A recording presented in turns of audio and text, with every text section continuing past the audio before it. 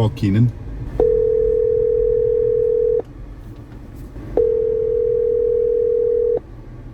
Hello? Keenan, it's Will Aitken. Did I catch you a minute? Oh, hey, what's up, baby? I'm in the car with Nick right now, just in your neck of the woods, actually. We're in Denver. I'm about to fly home. But I was giving Nick some stick for not reading Gap Selling yet. Gap Selling by Keenan. I have actually not read Gap Selling by Keenan. And I thought, hang on a second, who better to tell Nick the reason why than the man himself? What's up, Keenan? How you doing? Nick Capozzi. What's up, Nick? How you doing, baby? Man, I've been hanging out with Will Aitken, driving around the Western U.S. making content. I couldn't be better. Yeah, no, it's good shit. It's good shit. But I learned a lot about you, man. Tell me. A lot about you. Tell me what you learned. Do your discovery. Let's go. In all honesty, be as honest as possible, because I'm gonna tell you the truth after I hear your answer. Let's go. When's the last time you read a sales book? And if I had to pick one, I would probably say 21 Secrets to Becoming a Sales Superstar by Brian Tracy. Okay, so I tell you what, I'm actually currently reading, so I'm new to pre-sales, which is where Demo Stack lives. So I'm currently reading the 6 Habits of Highly Effective Sales Engineers by my buddy Chris White. But I'm going to tell you why I went Brian Tracy. So Keenan, my background real quick, I was actually an executive in the cruise business for years. I taught sellers how to pitch product on luxury good products in cruise, and they were usually new sellers. So Brian Tracy was I know it's old school, but it was a great entry-level way to get people who had never sold anything but had good charismatic skill sets to get them to start to be able to deal in a B2C environment with cruise guests, which is why I went there yesterday. We are making a list of books I need to read and I need to comment on, and yours is at the top of the list according to everyone else, but I want you to sell me on why I should buy your book, Keenan. I'm not convinced you have to read it, right? And that's what I have to do if I'm ever going to recommend something to somebody. I got to be convinced myself that they should read it. What the f***? Sorry, I'm trying to put a piece of furniture together. That's okay. Okay, Keenan, let me ask you this. Let's say I decide tomorrow that this has been fun, but I want to be an AE again. I want to get that. I want to really make that money. Talk to me from an AE's perspective, what the advantage of reading a great book like Gap Selling is. Well, I mean, what I would so I'll cut to the chase. What I'd probably do if you knew AE is I would talk to you about, well, how long have you been selling? You give me that answer. That's your physical and literal. I would say, what type of job are you going into? That would be more physical and literal. I would ask what your quote is. If you know, that's more physical and literal. What type of clients you're selling to, that's more physical and literal. Then I would say, okay, walk me through how you sell today, right? Tell me what you would do on a first call, tell me what you do on a second call. So do a full diagnosis. They'd say, well, I ask them this, or I these questions, or I do a demo. I just fucking listen to them and say, how do you sell today?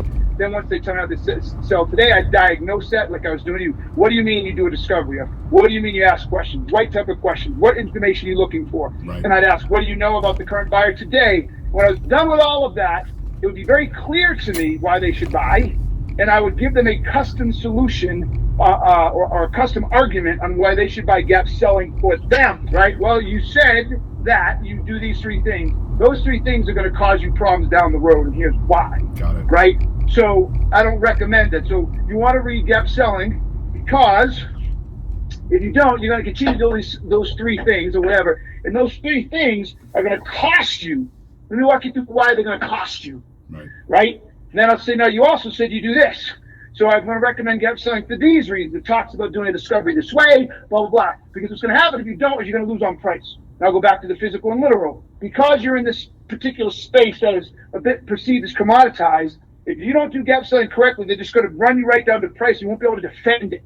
So that's another reason you're going to want to read this, is because you're going to want to get ahead of the curve on defending your price. And so I'll just go through everything they said, dog, and I'll break down every answer they gave me, and I'll know the physical and literal, the problem, the impact, the root cause, then their desired outcome, and then I'll come back and say, okay, this will address this root cause, avoids this problem, avoids this impact, or gives you this, avoids this impact, which gives you this desired outcome. Then I'll do it again for the next root cause, and again for the next root cause, walk through that whole entire thing. I love it. So that matters to you, as it should. That's what Gap Selling is going to teach you, and no sales book teaches that. Here's what I'm going to do. I'm going to buy a copy. I'm going to send it to you. You're going to autograph it for me. I'm also going to include a self-addressed stamped envelope so you can send it back to me. Got it? I got it. I got it. I got you. All right, Keenan. You just made a fan here, buddy. Well, I appreciate that, dog. I'm just messing with you a bit. But listen, real quick. First of all, it was really nice to meet you. No, we want Terminal West. It was really nice to meet you, Keenan, genuinely. But this clown here told me you're from Boston. That's not a Boston accent. I've been living in Colorado for 33 years. I've been living here. Oh, shit. So it's hard to maintain a Boston accent for 33 years. What part of Boston? It comes out, though. It'll sneak out. Oh, Yarmouth, Duxbury, Medford, Okay. Wakefield. I grew up in Montreal. I used to go down and play hockey in Somerville every year. Oh, God, Somerville. Slumbaville. Revere. So you're a Canuck. I'm a very Americanized Canuck. I can hear that, man. You're definitely not as nice as typical freaking Canadian. I get that a lot. I get called I'm very Americanized when I go home a lot. Keenan, listen, man, thank you for doing this. Appreciate it very much. I am going to buy your book. I appreciate you. Thanks, Keenan. Well, man, I appreciate you guys. Aitken, that was hilarious, by the way. Oh, yeah? Your little, if everybody else was like salespeople, that was absolutely brilliant. Yeah. Oh my God, I loved it. I'm going to have a hard time living up to that one, but yeah. That's classic. Classic. All right. Enjoy Paris, All man. right, boys, listen, I got nothing but love for you. All right, my boys. man. Thank you again. Yep. Bye. Be good. Peace. That was great, man. Yeah.